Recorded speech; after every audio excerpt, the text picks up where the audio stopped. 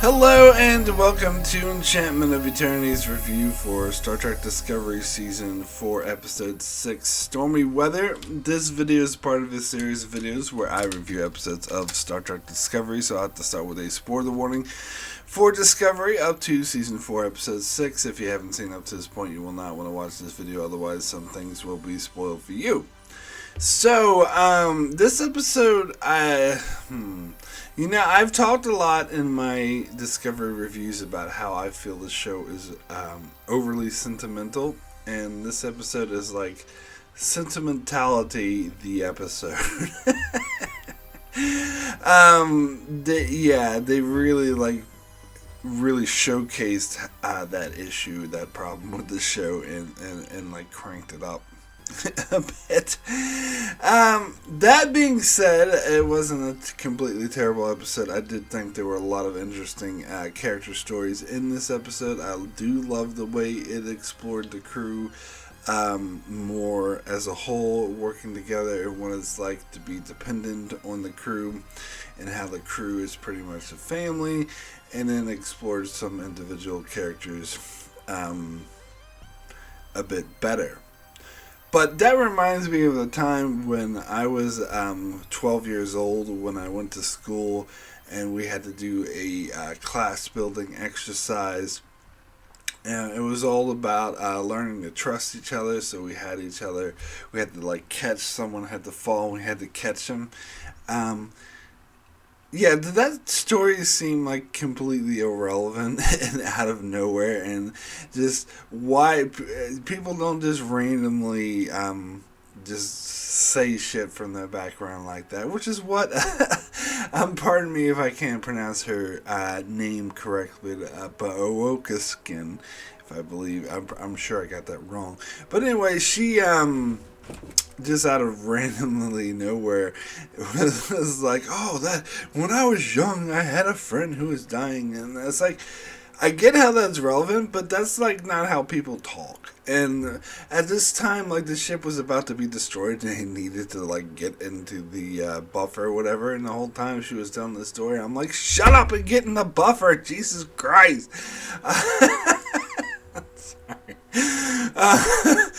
People just don't randomly expout exposition like that. This is not good writing.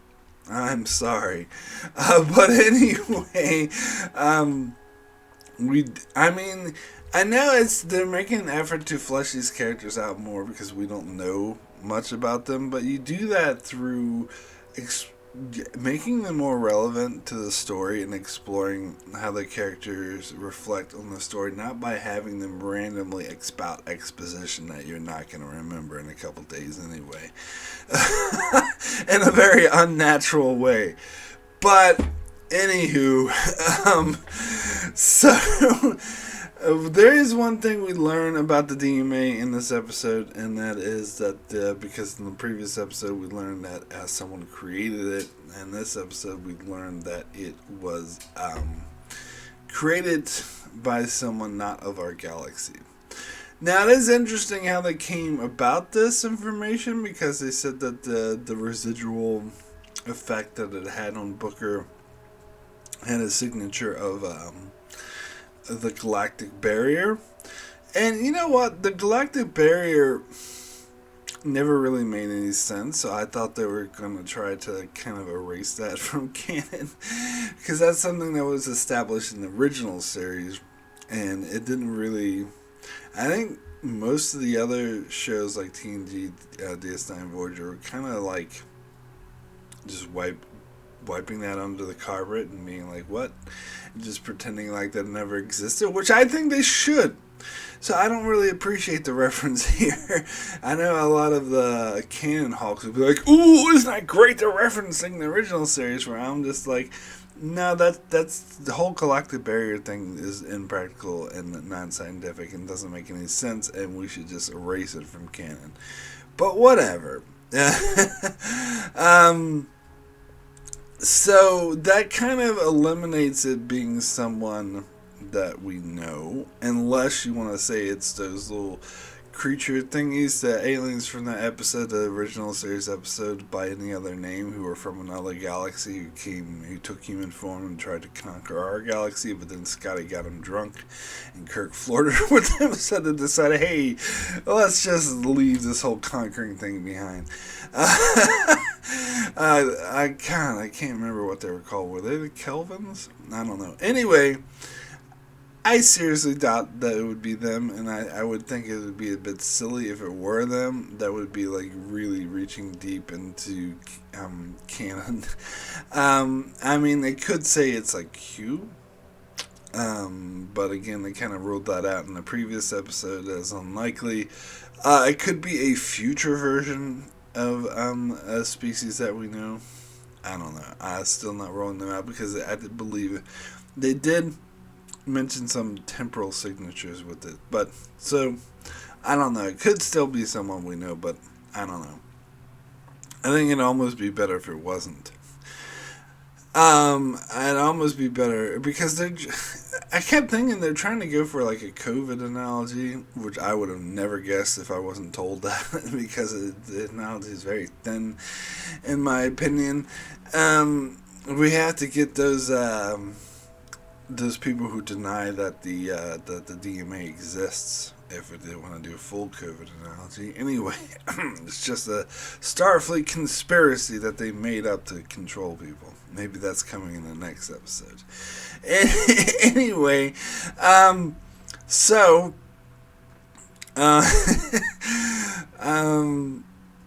so this episode was your typical Trapped in the Rift episode, which we've seen in Star Trek a lot. On the one hand, that shows, hey, Discovery is being more like Star Trek. On the other hand, I'm sick of it. I don't need to see it again. Some episodes came to mind was Voyager's The Void, which was a much better episode than this one, or the one that actually I thought this most resembled was the TNG episode, God, now I'm blanking on the name of it. It's the one with Nagilum where he pops up. It's the second episode of season 2. God, why can't I think? I'm gonna hit myself for having this brain fart. Where Silence Has Lease. Yes, Where Silence Has Lease. That's the name of the goddamn episode. Ugh! But anyway, it reminds me a lot of that episode. Where, because it's also, they're trapped in the eerie void and there's nothing around and things don't seem to work correctly, and the whole thing, was like it's closing in on them. Like, that did like create tension, I will admit. So yeah, and as I said, there were some good character interactions. The whole thing about like Booker having that surge of energy thing and experiencing hallucinations with his father, yeah, I don't know. I wasn't on board with that. I thought previous episodes explored Booker's grief and situation a lot better. This one felt really hokey. And again, it's something that Star Trek's done before. And maybe a lot of fiction's done this before. Dead relatives appear and like tell them all for like, oh, you're not doing things correctly.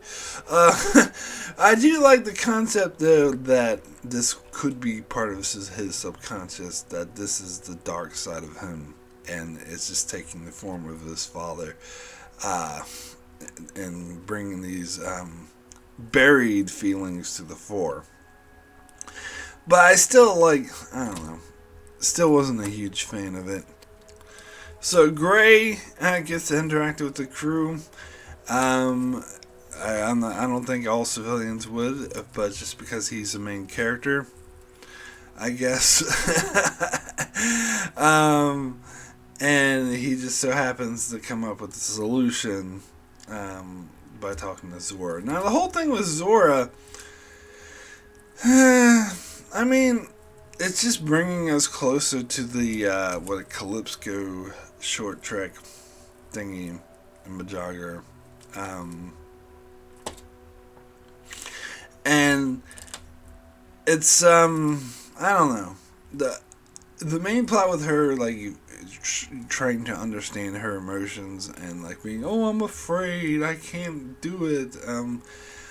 I don't know why, but I really did not care. I was not interested in that. I was kind of annoyed by it. This whole episode felt like it was sort of dragging it out. Like, this episode could have been way shorter. In fact, when it first started, they're like, oh, we're trapped in this void. And they, like, presented this situation of, oh, we're trapped and things are closing in. Like, before the opening credits even came. And I'm like, how are they going to stretch this out for like an entire episode? Because it seems like they blew through most of the plot before the credits even came up.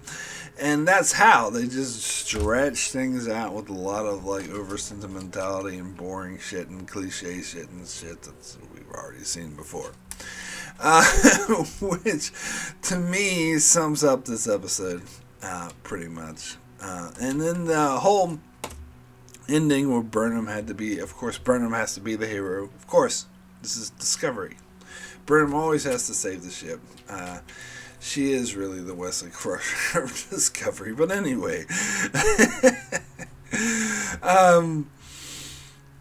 So, yeah, I wasn't that interested in that ending either. Like, once I got to that, I was like, I kind of lost that tension, to be honest, because I knew, like, Burnham's just going to save the ship and everything's going to be okay. And maybe they'll get like a minuscule amount of information about the DMA. They are really dragging this whole DMA storyline. I know some people thought, oh, well, it's probably going to reveal and resolve this halfway through the season, because how can they drag it out through an entire season? Well, they are. They just do a lot of irrelevant episodes like this that have nothing to do with it, and just reveal a minuscule amount of information until they're ready to pounce on it. But so anyway, that makes me sort of question the whole season story arc, and I don't think Discovery ever does season-long story arcs very well, and I don't think this will be an exception to that. But anyway, my rating for Stormy Weather out of 10, I'm going to give this a 6. Good.